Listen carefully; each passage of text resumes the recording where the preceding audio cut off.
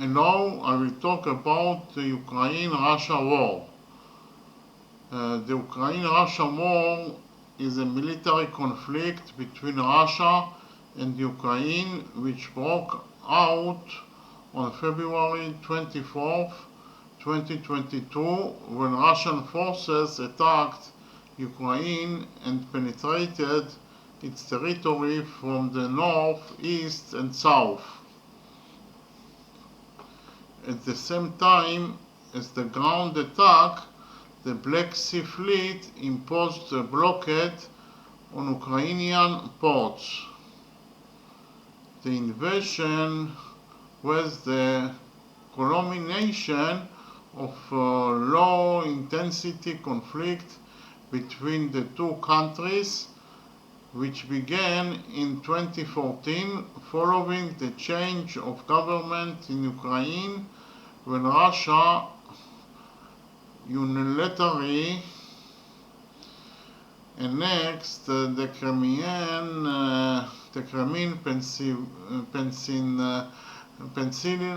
Peninsula and pro-Russian separatists in eastern Ukraine took control of territories in the Donbas region with indirect Russian assistance.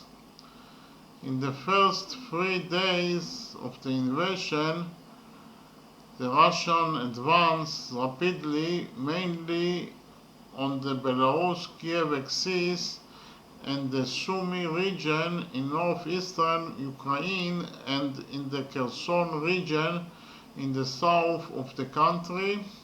However, Ukrainian resistance was stronger and more effective than expected, and various logistical problems soon slowed down the pace of Russian forces' progress and almost completely halted their progress in several areas. The Ukrainian army received large amounts of advanced combat equipment from NATO allies and especially from the United States, which helped it fight against the invading forces. The Russians suffered heavy losses in manpower and military equipment, and a significant part of their forces is tied to fighting in pockets of resistance that remain in the rear. The Russian Air Force was unable to obtain absolute superiority, and its activity in the territory of Ukraine was quite limited. However, the Russian offensive in southern Ukraine had significant ground gains.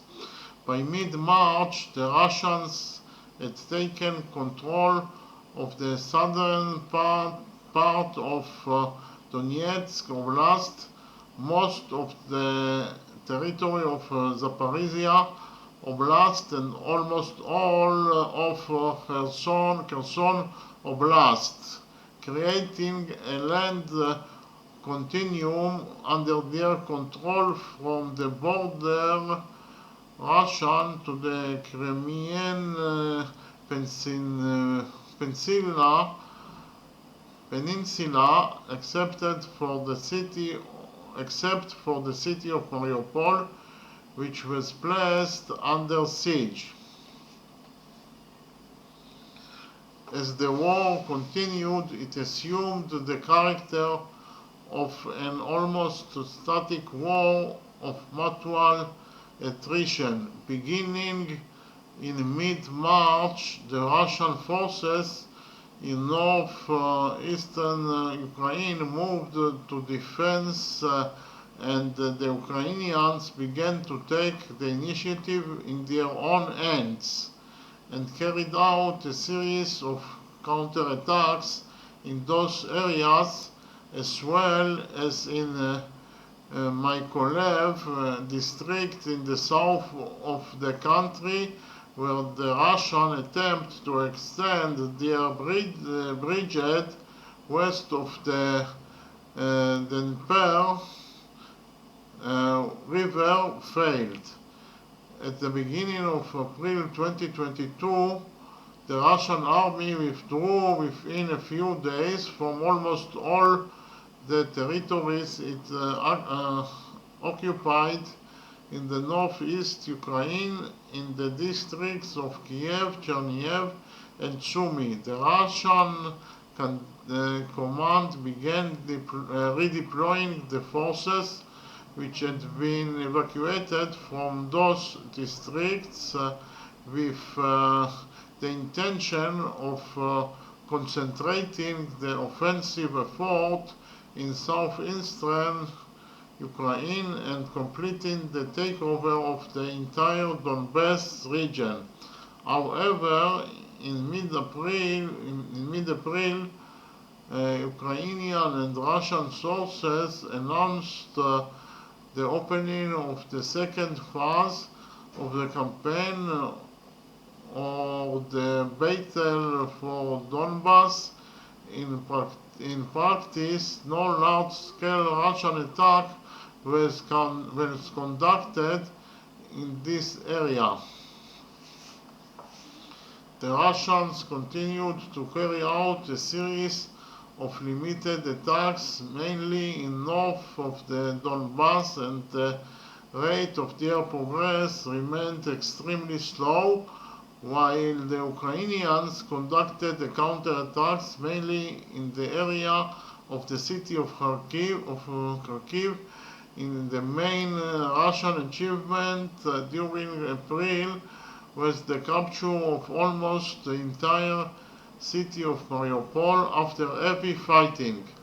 At the same time as the ground campaign, the Russians continued to attack mainly with cruise missiles a large number of targets deep in the territory of Ukraine, with the aim of damaging vital military and civilian infrastructure and the shipment of military equipment from the west, and cutting off the fighting scene in southeastern Ukraine from the west of the country. In the second week of May 2022, the Russians managed to break out the small salient that they held in the area of the city of Popasna, created a large bulge in the front line in the north of the Donbass, and reached a short distance from the important crossroad in Bakhmut. Towards the end of June 2022, the Russian army launched a major attack from several directions on Severodonetsk, Lysychansk region, and by July 4, the city of Lysychansk and the last Ukrainian outpost in the Luhansk region fell into the hands of the Russians. The Ukrainian forces who defended the area had to evacuate it quickly after suffering heavy losses and retreat west towards Seversk in order to be saved from encirclement. After withdrawal from the Lysychansk area, the Ukrainians recognized on the Seversk-Solidar Bakhmut line, and the front line in the Donbass remained significantly unchanged during the next 2 months. At the end of August 2022, the Ukrainians took the initiative and carried out a series of large-scale counterattacks in various areas of the front. The first counterattack in the Kherson region met with fierce resistance, and a achieved limited progress. However, the second attack launched at the beginning of September in the sector north of the city of Balaklia in Kharkiv district achieved a deep penetration of the Russian defense system and was a complete success. The Russian command had to evacuate within a few days almost all the territory under its control in the Kharkov region, including the Isium area, and retreat the line of the Oskil River. In the second half of September, two significant events took place with the potential to change the course of the war in Ukraine. On the 21st of the month, Putin announced a partial mobilization of the reserve forces in Russia, and the Russian Minister of Defense announced that in the first phase about 300,000 reserve soldiers would be recruited to reinforce the Russian forces fighting in Ukraine. At the same time, the Russian announced the holding of referendums in the districts of Donetsk, Luhansk, Zaporizhzhia, and Kherson on the annexation of those districts to the Russian Federation. Following the results of the referendums, which were held in the territories controlled by Russia in aforementioned districts, between September 23rd and 27th, the Russian equivalent announced on September 13th the annexation of the 4 districts of Ukraine to Russia, even though Russia didn't control some of them, a move that was widely condemned internationally. Despite the annexation, the Ukrainian army continued to attack and retake territory in the regions annexed by Russia. In the north of the Donbass, the Ukrainians scored the Oskil River line and created a wide bridgehead on its eastern bank, but their progress in this sector was almost completely blocked by the Russian forces. In southern Ukraine, the Ukrainians continued to attack the Russian bridgehead on the west bank of the Dnieper in the Kherson region. In early November, the Russian command decided to evacuate the bridgehead on its own initiative, and by November 11th completed the evacuation of its forces from the bridgehead, a move that allowed the Ukrainians to liberate the city of Kherson and retake about 30% of the territory of Kherson district. The war resulted in an extensive international sanctions on Russia and its condemnation, and the mobilization of the West to help Ukraine with arms and money. Sweden and Finland announced their intention to join NATO.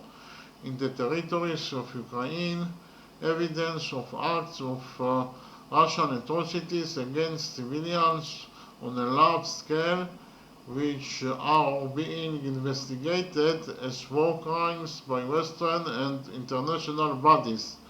As a result of the war, huge damage was caused to the infrastructure and economy in Ukraine, estimated at hundreds of billions of dollars, and millions of Ukrainians were forced to leave the territory of the country and became refugees.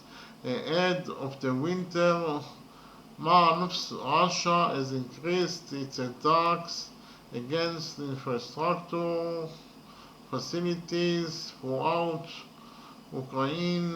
As a result, there was severe damage to the supply of electricity, water, and essential services, and there is fear of another humanitarian disaster in the frozen winter months. Inside Russia, the Putin administration imposed extensive restrictions on citizens and tightened its control over the country. Thank you very much.